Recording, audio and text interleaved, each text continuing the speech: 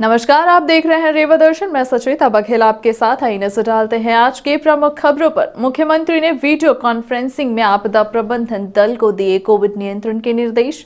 विंध्य क्षेत्र के लिए सुपर स्पेशलिटी हॉस्पिटल की एक और बड़ी उपलब्धि। जिले में 3 जनवरी से 1,72,000 से अधिक किशोर तथा किशोरियों को लगेंगे टीके और गुरु गोविंद सिंह की जन्म जयंती के उपलक्ष्य में नगर में निकाली गई शोभा यात्रा।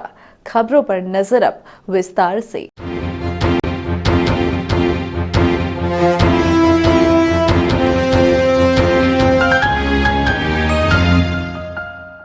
मुख्यमंत्री ने वीडियो कॉन्फ्रेंसिंग से आपदा प्रबंधन दल को दिए कोविड नियंत्रण के निर्देश। हम काम भी करेंगे और कोरोना से मुकाबला भी करेंगे। मुख्यमंत्री शिवराज सिंह चौहान ने वीडियो कॉन्फ्रेंसिंग के माध्यम से आपदा प्रबंधन दल के सदस्यों से संवाद किया। मुख्यमंत्री ने कहा कि हम काम भी करेंगे और कोरोना से मुकाबला भी करेंगे। मकर संक्रांति तथा पर्वों पर मेले का आयोजन एवं धार्मिक कार्यक्रम संबंध में शीघ्र ही गाइडलाइन जारी की जाएगी। पूरी दुनिया और देश को कोरोना के संक्रमण तेजी से बढ़ रहे हैं। मध्य प्रदेश के आसपास के राज्यों में महाराष्ट्र, गुजरात, राजस्थान तथा दिल्ली में केस में तेजी हो रही है। मध्य प्रदेश में दूसरी लहर की तरह तीसरी लहर का भी रुझान है। इंदौर तथा भोपाल के केस बढ़ रहे हैं। साथ ही इस सप्ताह अन्य जिलों में भी केस बढ़ रहे हैं। मुख्यमंत्री ने कहा कि कोरोना से निपटने के लिए पूरी कार्य योजना तैयार कर लें। जन भागीदारी से हम कोरोना पर नियंत्रण तथा विजय प्राप्त करेंगे। सभी जिलों में तत्काल कम से कम एक कोविड केयर सेंटर शुरू करा दे। सिटी स्कैन मशीन की स्थापना, ऑक्सीजन की पर्याप्त आपूर्ति, वेंटिलेटर तथा आईसीयू बेड की व्यवस्था 1 सप्ताह में सभी जिलों में करा लें। जिलों में कम से कम 1 माह रोगियों के उपचार के लिए आवश्यक दवाएं भंडारित कर लें। निर्धारित लक्ष्य के अनुसार प्रतिदिन RT-PCR टेस्टिंग कराएं। फीवर क्लिनिक तत्काल शुरू करा दें। आपदा प्रबंधन दल के सदस्य तथा समाज सेवी उन सभी व्यक्तियों को दवा की किट तथा अस्पताल में भर्ती के लिए प्रेरित करें जो सर्दी खांसी से पीड़ित है। जिलों में रैपिड रिपोर्ट टीम तथा मोबाइल टीम एवं कोविड कमांड सेंटर को तत्काल सक्रिय करें। मास्क लगाने, फिजिकल दूरी तथा निर्धारित अंतराल से हाथ धोने पर पुनः जोर दें। मुख्यमंत्री ने कहा कि 3 जनवरी से 15 से 18 साल के बच्चों का टीकाकरण शुरू हो रहा है। इसके लिए स्कूलों में केंद्र बनाए गए हैं। प्रदेश में लगभग 48 लाख किशोरों को कोविड के टीके लगेंगे। टीकाकरण में मध्य प्रदेश में सबके सहयोग से शानदार काम किया गया है। प्रदेश में 95% व्यक्तियों को प्रथम डोज तथा 92% व्यक्तियों को दोनों डोज लगाई जा चुकी है। इसके कारण कोरोना तथा ओमिक्रॉन का असर कम होगा। अस्पताल में बहुत बड़ी संख्या में संक्रमितों को भर्ती न करना पड़े। होम आइसोलेशन तथा कोविड सेंटर में ही उचित उपचार देकर उन्हें संक्रमण मुक्त किया जाए। फिर भी दूसरी लहर के अनुभव के आधार पर हर जिले में कोरोना उपचार की व्यवस्था करें। कलेक्ट्रेट के NIC केंद्र में वीडियो कॉन्फ्रेंसिंग विधायक गुरु श्री नागेंद्र सिंह, विधायक प्रतिनिधि श्री विवेक दुबे, कलेक्टर डॉक्टर इलैया जुटी, अतिरिक्त पुलिस अधीक्षक Shiv Kumar Verma, ADM Shailendra Singh, dean medical college Manoj Andolkar, CMHO doctor BL Mishra, जिलाधिकारी GP उपाध्याय तथा संबंधित अधिकारी उपस्थित रहे। मित्रों, हम चर्चा प्रारंभ कर रहे हैं। आज मेरे साथ जुड़े हुए मेरे मंत्रिमंडल के सहयोगी मंत्रीगण, आदरणीय सांसदगण, विधायकगण, जिला क्राइसिस मैनेजमेंट कमेटी के सभी सदस्यगण, हमारे कलेक्टर्स, कमिश्नर्स, पुलिस अफसर्स, स्वास्थ्य विभाग और मेडिकल एजुकेशन विभाग के हमारे अधिकारीगण, विकास खंड स्तरीय क्राइसिस मैनेजमेंट कमेटी के सदस्यगण, पंचायत और वार्ड स्तरीय क्राइसिस मैनेजमेंट कमेटी के सदस्यगण, प्रिय बहनों और भाइयों, नए साल की आप सबको हार्दिक शुभकामनाएं। मैं नए साल में काम प्रारंभ देव दर्शन करके करता हूं। आज त्रंबकेश्वर से आ रहा हूं। यहां ब्रह्मा, विष्णु, महेश सृष्टि के रचयिता, पालन करता और जिनमें से सृष्टि लय हो जाती है, उनके दर्शन और पूजा अर्चन करके आया हूं। और समृद्ध विकसित मध्य प्रदेश, आत्मनिर्भर मध्य प्रदेश बनाने का सामर्थ्य हमें दे, ये प्रार्थना की है। हम सब जानते हैं कि कोविड महामारी एक बार फिर से आ गई है। भगवान की कृपा रही है तो प्रार्थना की है,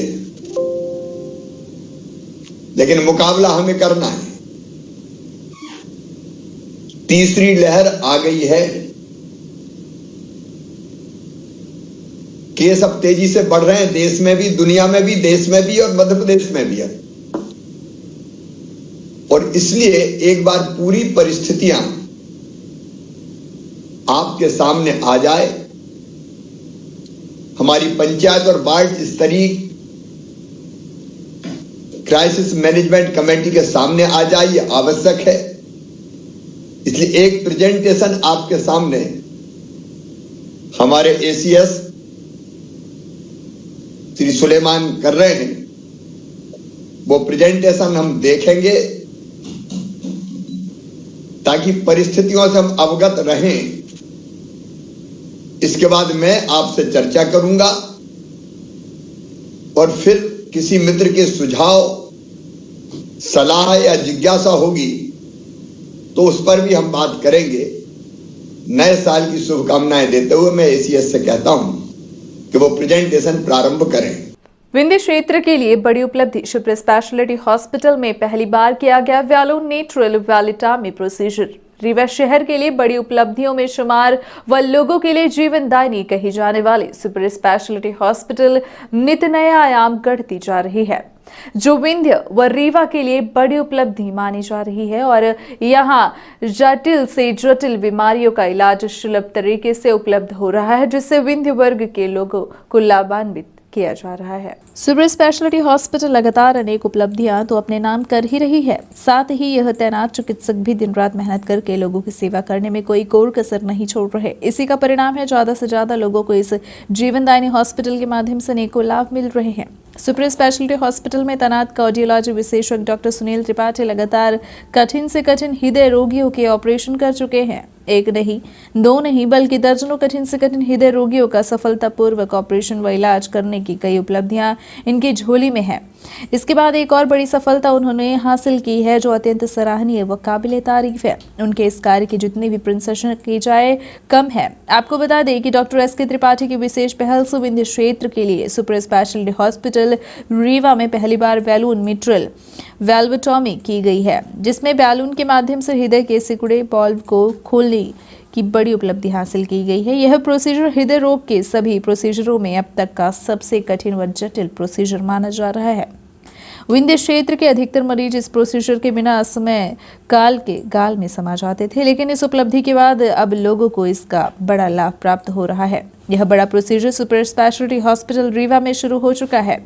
रीवा में नए साल की शुरुआत इस जटिल प्रोसीजर से करते हुए मरीजों की समस्याओं को दूर करने का नया प्रयास किया गया, जिसमें बड़ी सफलता भी प्राप्त हुई है, जो चिकित्सकों एवं चिकित्सा क्षेत्र के लिए बड़ी उपलब्धि एवं संतुष्टिदायक एहसास माना जा रहा है। इस प्रोसीजर के बाद मरीज के घर वालों की आंखों में खुशी के आंसू हैं। वैलोन मिट्रल वैलिटॉमी प्रोसीजर के इस संबंध में associate professor cardiology super speciality hospital के डॉक्टर सुनील कुमार त्रिपाठी ने विस्तार से जानकारी दी। जी बिल्कुल, बैलून मिट्रल वाल्वोटोमी प्रोसीजर अभी नए साल में 1 जनवरी को स्टार्ट किया है। ये हार्ट का एक बहुत ही कॉम्प्लेक्स प्रोसीजर है। जो ऐसे पेशेंट में ये प्रोसीजर किया जाता है जिनका एक वाल्व, जैसे मिट्रल वाल्व बोलते हैं, वो सिकुड़ा हुआ होता है। तो जनरली 1 सेंटीमीटर स्क्वायर से अगर कम वाल्व एरिया होता है तो हम उसको बैलून पद्धति से ओपन करते हैं, जिससे पेशेंट को होने वाली थकान, कमजोरी, सांस फूलना, ये उसका दूर हो सके।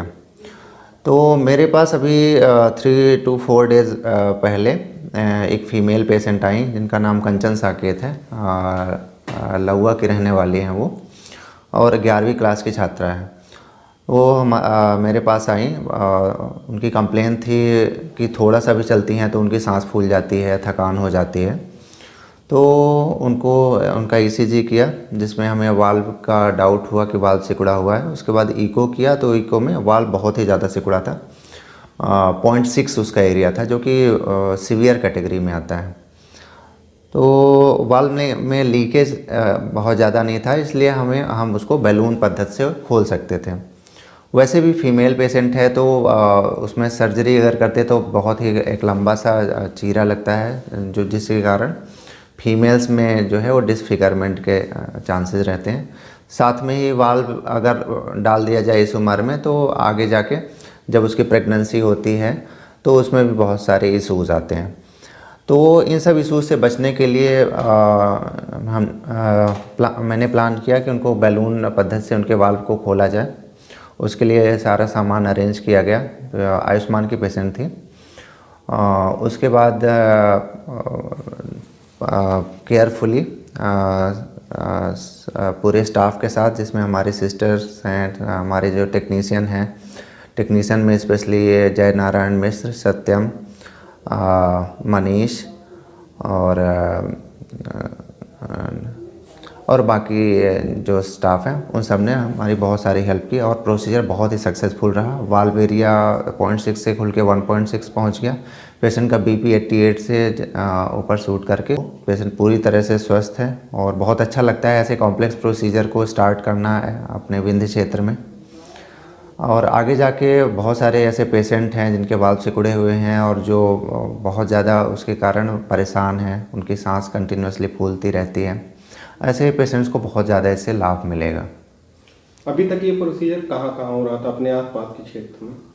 अपने विंध्य क्षेत्र में तो आज तक ये प्रोसीजर नहीं हुआ है कभी भी। इसके आसपास अगर बात करें तो पास में जबलपुर है, वहाँ भी बहुत ही रेयरली ये प्रोसीजर होता है, क्योंकि बहुत ज़्यादा रिस्की प्रोसीजर है और सडन डेथ का रिस्क रहता है प्रोसीजर के टाइम पे।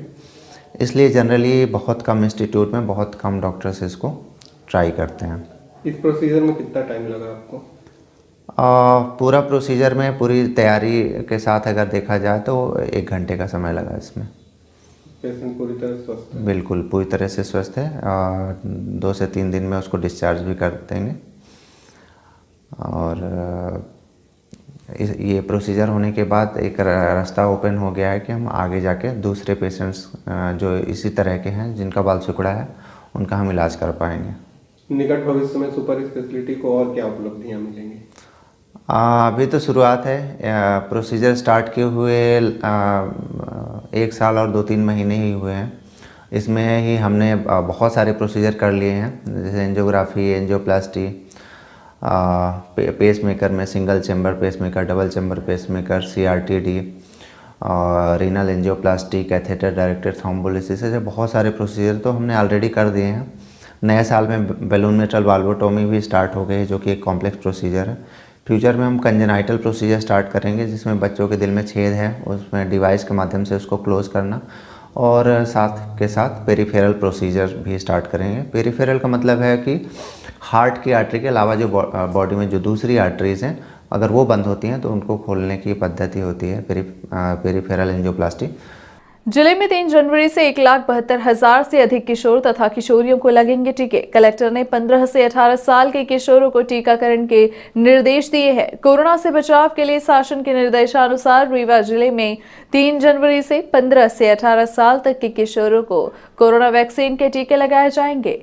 जिले की अनुमानित जनसंख्या के अनुसार 15 से 18 आयु वर्ग के व्यक्तियों की संख्या लगभग 1,72,000 है। इन्हें 3 जनवरी से टीके लगाए जाएंगे। वहीं टीकाकरण के लिए 1 जनवरी से ऑनलाइन पंजीयन शुरू कर दिया गया है। किशोर किशोरियों का टीकाकरण करने के लिए शासकीय तथा निजी स्कूलों में टीकाकरण केंद्र बनाए गए हैं। जिले में 272 स्कूलों में किशोर किशोरियों को टीके लगाए जाएंगे। इसमें विकासखंड त्योथर में 31, गंगेव में 17, गोविंदगढ़ में 26, हनुमना में 18, जवा में 7, नई गढ़ी में 30, सिरमौर में 52, मऊगंज में 15 तथा रायपुर करछुलियान में 37 स्कूलों में टीके लगाए जाएंगे।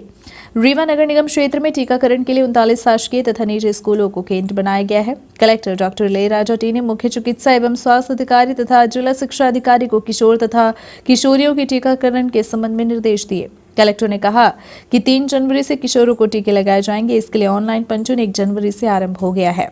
टीकाकरण केंद्र में भी आधार कार्ड से किशोरों को पंजीयन करवाकर टीकाकरण की सुविधा दी जाएगी। मुख्य चिकित्सा एवं स्वास्थ्य अधिकारी निर्धारित टीकाकरण केंद्रों के स्थान पर स्कूलों में टीकाकरण केंद्र बनाकर किशोरों का टीकाकरण कराएं। शासकीय तथा निजी स्कूलों में केंद्र बनाकर टीकाकरण करें। इन केंद्रों में विद्यार्थियों के साथ साथ सभी किशोरों को टीकाकरण की सुविधा दें। कलेक्टर ने कहा कि किशोरों के लिए टीकाकरण केंद्रों का निर्धारण कर दिया गया है। इन केंद्रों में केवल किशोरों को ही टीके लगेंगे। प्रत्येक केंद्र में पर्याप्त मात्रा में कोवैक्सीन तथा इसे लगाने के लिए प्रशिक्षित कर्मचारी तैनात करें। टीकाकरण केंद्र में पंजीयन, टीकाकरण तथा टीका लगने के बाद 30 मिनट तक प्रतीक्षा करने के लिए 3 अलग अलग कक्षों की व्यवस्था कराएं। कलेक्टर ने जिला शिक्षा अधिकारी को सभी शासकीय तथा निजी स्कूलों में पढ़ रहे 15 से 18 साल तक के हर विद्यार्थी को टीकाकरण की सूचना देकर टीकाकरण के लिए प्रोत्साहित करने के लिए निर्देशित किया है। कलेक्टर ने सामाजिक संगठन, एनसीसी तथा स्काउट गाइड से किशोरों को टीकाकरण में सहयोग करने की अपील की है। सभी को नववर्ष की बहुत बहुत शुभकामनाएं। जैसा कि आप जानते ही हैं कि टीकाकरण का कार्य रीवा में और रीवा संभाग में बहुत तेज़ गति से चल रहा है। शासन ने ये निर्णय लिया है कि 15 वर्ष से 18 वर्ष के जो किशोर बालक बालिकाएं हैं उनको भी टीका लगाया जाए। इस संबंध में 3 तारीख से अभियान प्रारंभ हो रहा है। मेरा सभी रीवा संभाग के 15 से 18 साल के किशोर बालिकाओं से अनुरोध है कि वो टीकाकरण केंद्र में पहुँचें और अपने को टीकाकृत करवाएं। आप अपने को टीकाकृत करवाएंगे तो आप कोविड से लड़ सकेंगे और कोविड से बच सकेंगे। जैसे कि कोविड-19 का खतरा है, अभी टली नहीं है। लगातार वैक्सीनेशन के कार्यक्रम चल रही है। प्रथम डोज 95% हो चुका है, सेकंड डोज 94% हो चुका है। जैसे हमारी माननीय प्रधानमंत्री महोदय और मुख्यमंत्री महोदय के निर्देशानुसार 3 जनवरी से सभी 15 से 18 साल के बीच में सभी स्टूडेंट्स को भी वैक्सीनेशन होना है। इसके लिए सभी स्कूल्स में, high school, high secondary school, government and private सभी स्कूल्स में वैक्सीनेशन सेंटर्स बनाए गए हैं। सभी नागरिक, पेरेंट्स से मेरी ओर से अपील है, ज़्यादा से ज़्यादा अपना बच्चों को प्रेरित करें और वैक्सीनेशन के कोविड वैक्सीनेशन का टीकाकरण है इसका पूरा करें। कोवैक्सीन लगाया जाएगा, उसके बाद 28 दिन के बाद सेकंड डोज लगाया जाएगा। हमको सुरक्षित नव वर्ष 2022 को करने के लिए कोविड टीकाकरण बहुत ही आवश्यकता है। बहुत दिनों से इंतजार था। हमारे सभी बुद्धिजीवी चिंतन करते थे, लोग पूछा करते थे कि बच्चों का टीका कब आएगा। ये भी एक प्रश्न चिन्ह हुआ करता था। ये बहुप्रतीक्षित टीका अब घोषणा हो गई है भारत शासन ने और 3 तारीख से लगेगा 15 साल से 18 साल तक। 2007 के पहले जितने बच्चों का जन्म हुआ है, हम ये मानते हैं कि ये कक्षा 9, 10, 11, 12 ये 4 कक्षा के लोग ही अधिकांश होंगे। इसमें मुझे अंदाज है कि 2 लाख से 2.5 लाख तक बच्चों की संख्या होगी इस तरह वालों में। और हमारी पूरी तैयारी है और शासन का निर्देश है कि स्कूलों में ही लगाया जाए। हमारे सभी अभिभावकों से अपील है कि ये समाचार पत्रों के माध्यम से, टीवी में, रेडियो में और आजकल सोशल मीडिया, प्रिंट मीडिया ये सब सक्रिय हैं और सब पूर्ण रूपेण साल भर से लोग टीका लगवा लिए हैं। ये बहुत बड़ी उपलब्धि है रीवा जिला के कि दोनों डोज 95% लोगों ने लगवाया है। तो बच्चों के लिए भी माता पिता तैयार रहें और उस दिन 3 तारीख से तैयारी है हमारी पूरे ज़िले में टीकाकरण की। उसका शुरुआत हो जाएगी। स्कूलों में ही हम टीका लगाएंगे। जितनी हमारी टीम है, मैं कोशिश करूँगा कि 15 दिवस के अंदर पूरे हम इन सब बच्चों को टीका लगवा दें। ये अलग वैक्सीन, जो दूसरी वैक्सीन हुआ करती थी, ज़्यादातर तो कोविशील्ड ही लगी है, इसमें कोवैक्सीन लगेगी। और सप्ताह में 4 दिन मंगल शुक्रवार हमारा रूटीन टीकाकरण होता है बच्चों का। मंगल, शुक्रवार और रविवार की छुट्टी रहती है। 3 दिनों में टीका लगाएंगे और 100% बच्चों को लगाएंगे।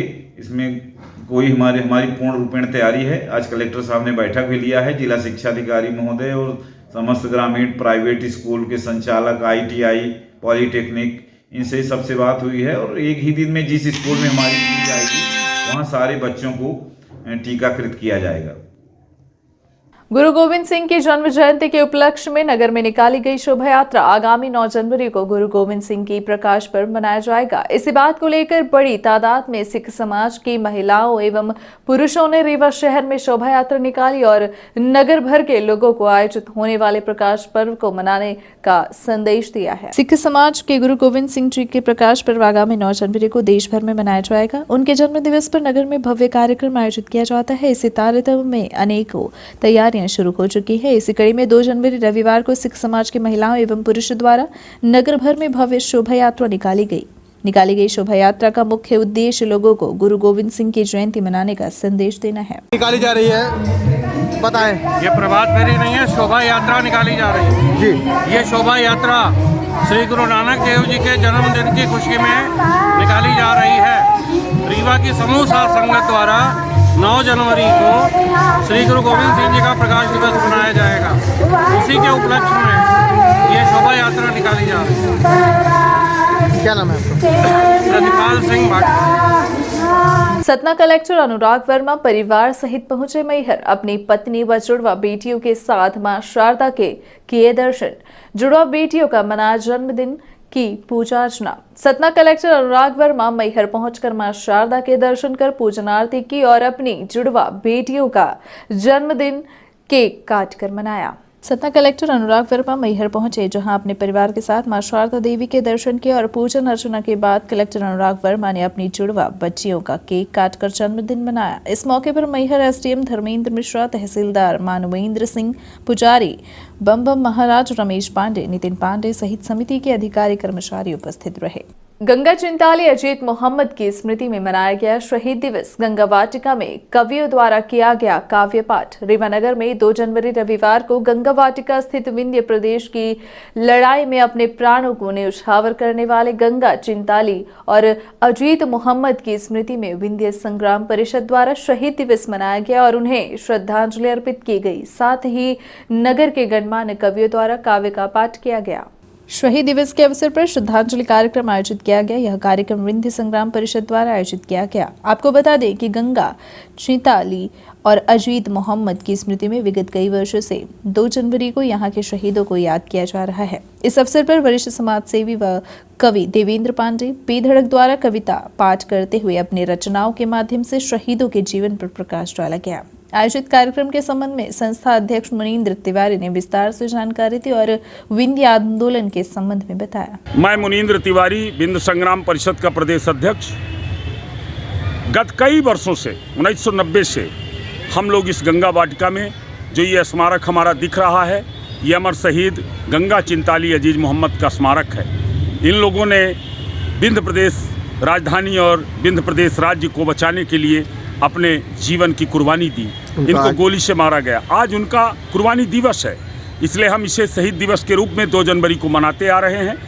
हमारा ये संदेश जाना चाहिए कि विंध्य प्रदेश जो राज्य था उसको बचाने के लिए जिन नौजवानों ने अपने जीवन को आहुति कर दिया, तो आज के नौजवान आगे आकर अपना विंध्य प्रदेश राज्य बनाएं। इसीलिए हम ये बड़े सम्मान के साथ शहीद दिवस मनाते हैं और हमारे तमाम अतिथिगण यहाँ पर कविता पाठ का भी कार्यक्रम किया गया है। हाँ, विंध्य पर ही कविता का कार्यक्रम हुआ है, विंध्य पर गीत भी हुए हैं। और हमारे आज ये जो शहीद शहादत चबूतरा है गंगा वाटिका के अंदर, ये गंगा अजीत चिंताली के शहादत स्थली पर आज तमाम कई समाज सेवी संगठनों के प्रतिनिधि और कई पार्टियों के नेता, और ये चूँकि हमारा संगठन कोई राजनीतिक दल संगठन नहीं है, इसलिए सभी आए हैं।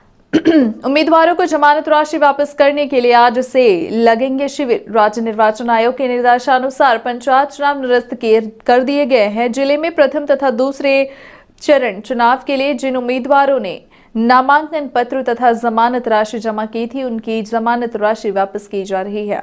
इसके लिए सभी विकास खंडों में 3 जनवरी को शिविर लगाए जाएंगे। कलेक्टर एवं जिला निर्वाचन अधिकारी डॉक्टर इलैयाराजा टी ने रिटर्निंग ऑफिसर को 3 जनवरी को उम्मीदवारों को जमानत राशि वापस करने की व्यवस्था कर निर्देश दिए। कलेक्टर ने कहा है कि उम्मीदवार द्वारा नामांकन पत्र में दिए गए मोबाइल नंबर पर 3 जनवरी के शिविर की सूचना भेजें तथा उम्मीदवारों से जमानत राशि प्राप्त करने का अनुरोध करें। सभी उम्मीदवारों को जमानत राशि वापस करके प्रतिवेदन जिला निर्वाचन कार्यालय को प्रस्तुत करें। ये थी आज की प्रमुख खबरें। आगे की खबरों के लिए बने रहे रीवा दर्शन के साथ। दीजिए हमें इजाजत। नमस्कार।